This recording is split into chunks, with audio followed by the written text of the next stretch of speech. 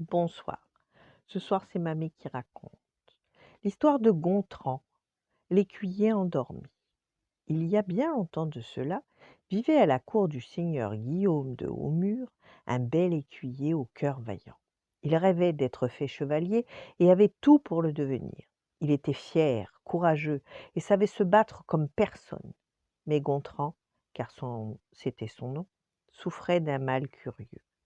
Il tombait dans un profond sommeil chaque fois qu'il aurait pu prouver son courage au seigneur et être ainsi fait chevalier. Un jour, en plein tournoi, alors qu'il ne lui restait plus qu'un seul adversaire à battre, il s'était endormi profondément.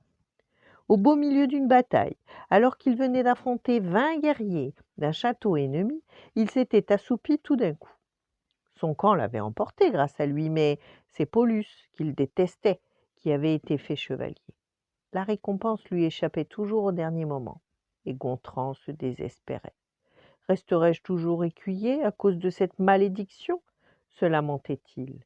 Il avait consulté des médecins, des pharmaciens et même des sorcières. En vain. Gontran décida un jour d'aller rencontrer la fée Réjeanne qui habitait dans la forêt d'émeraude. C'est curieux, lui dit la fée après avoir écouté son histoire. Je n'avais pas entendu parler de ce mal depuis au moins 500 ans. Tu dois ton malheur à une mouche, une petite mouche, qui pique et donne aux hommes la maladie du sommeil. On l'appelle la mouche tsetse. Une mouche avait hurlé Gontran. J'ai affronté des chevaliers, fait tomber des murailles, brisé des armures. Je ne suis pas chevalier à cause d'une mouche.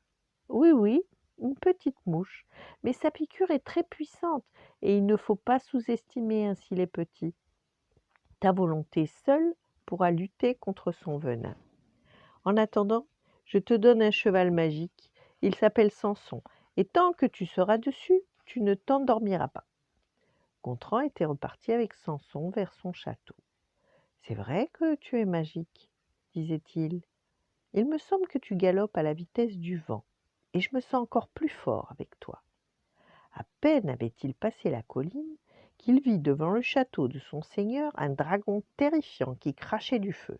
Les murailles étaient en flammes et tous les habitants du château criaient épouvantés. Il ne faut pas que je m'endorme, il ne faut pas que je m'endorme, pensait Gontran. Mais maintenant, j'ai un cheval magique. Donc ça n'arrivera pas, se disait-il.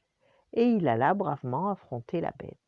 Samson, fidèle, ne recula pas devant le danger, et l'écuyer s'approcha tout près du dragon pour aller lui planter son épée dans le cœur, et la bête s'écroula.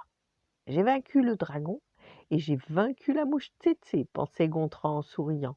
Merci, Samson. Le seigneur Guillaume décida aussitôt de faire Gontran chevalier pour le remercier de son courage. La fée Réjeanne, qui assistait à la cérémonie, s'approcha doucement de Gontran. « Bravo, chevalier, lui dit Réjeanne en souriant. Tu as été très courageux. Et je dois t'avouer un secret maintenant. Samson est un bon cheval, mais il n'est pas magique. Tu dois ta victoire uniquement à ta volonté. » Gontran, souriant, reçut des mains de son seigneur une épée merveilleuse et une armure étincelante. À la cour, on parla longtemps de l'écuyer endormi, devenu un grand chevalier.